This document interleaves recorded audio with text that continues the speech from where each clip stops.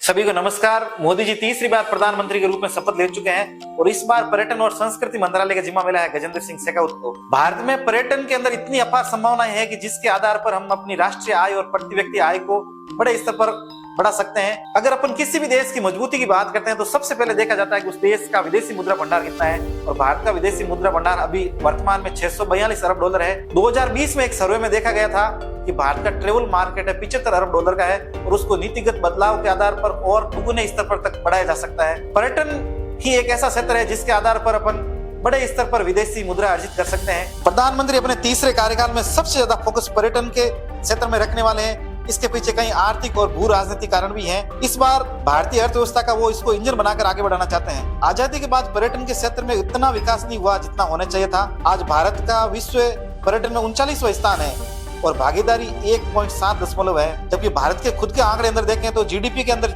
पर्यटन का 6% हिस्सा है और रोजगार में 8% हिस्सा है, जबकि यहाँ सभी तरह के पर्यटन क्षेत्र मौजूद हैं और यूनेस्को के विश्व विरासत स्थलों में से 40 विरासत स्थल भारत में मौजूद है। अगर अपन भारत के पर्यटन को एक नजर से देखें तो पूरे विश्व का दर्शन यहाँ पर होता है।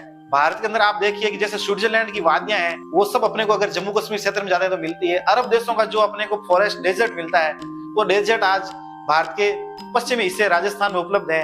अगर अपन लेस ग्रीनरी देखना चाहते हैं तो पूर्वोत्तर है, घाटियां हैं। अगर अपन तट देखना चाहते हैं तो गुजरात से लेकर कन्याकुमारी तक लगातार एक से बढ़कर एक तट है। यहाँ का सांस्कृतिक, धार्मिक, ऐतिहासिक गौरव, इन सब चीजों को अगर अपन मार्केटिंग के आधार पर लोगों तक पहुंचा सके तो भारत के अंदर इस पर्यटन के क्षेत्र में अपार जन संभावनाएं हैं। इसके अंदर पर्यटन का उतना विकास नहीं हुआ, इसके पीछे कई कारण है, जबकि दूसरी ओर छोटे छोटे देश हैं जो पूरी अपनी अर्थव्यवस्था ही पर्यटन के आधार पर संचालित कर रहे हैं। इसका कारण क्या है? इसका सबसे बड़ा कारण है कि भारत में आधारभूत ढांचा इतना मजबूत नहीं है, कनेक्टिविटी मजबूत नहीं है। आज कोई भी पर्यटक भारत में आता है तो उसका सबसे पहला फोकस इस चीज पे होता है कि वो कम से कम समय में अधिक से अधिक चीजें देख सके।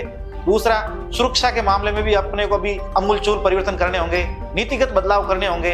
कई देशों को हमने वीजा फ्री दे रखा है, जबकि उन देशों में अपना पर्यटन से कोई लेना देना ही नहीं है, और कई देशों को अपने को देना चाहिए, उन देशों को नहीं दे रखा है। आज अब मालदीव की बात कर ली जाए, छोटा सा देश है जो भारत को भी आंखें दिखा रहा था जनवरी में। उसकी 300 वर्ग किमी क्षेत्रफल है, जो दिल्ली भी उससे मालदीव से 5 गुना बड़ा है और 6 लाख की आबादी है। अर्थव्यवस्था है वो पर्यटन के आधार पर संचालित है और उसमें भी सबसे ज्यादा पर्यटक है वो भारत से जाने वाले हैं, जबकि भारत का भी ऐसा कैसा स्थल लक्षद्वीप में मौजूद है। इसके अगर अपन कंपेयर करें तो आज भारत से मालदीव जाने के लिए खूब सारी फ्लाइट है, बहुत कम समय में आप पहुंच सकते हो, वहां का वीजा फ्री है। जबकि अपन लक्षद्वीप जाना है तो अपने को यहाँ परमिट लेना पड़ता है, कई द्वीपों पे तो अपन जा ही नहीं सकते हैं और कनेक्टिविटी भी बहुत कम है।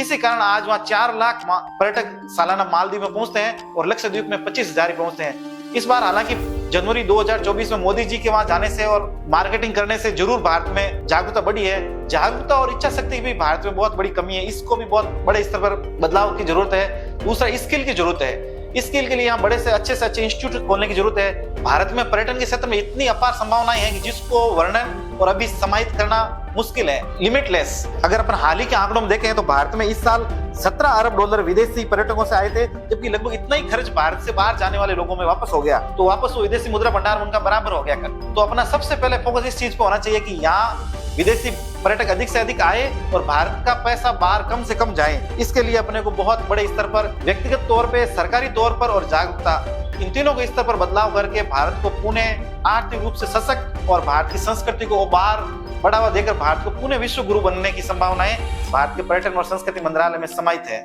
इस तरह के नए नए वीडियो और जानकारी प्राप्त करने के लिए आप हमारे ऑफिशियल चैनल शंकर सिंह से जरूर जुड़े रहिए और इसको सब्सक्राइब कीजिए। आपको नई नई जानकारी यहाँ पर मिलती रहेगी।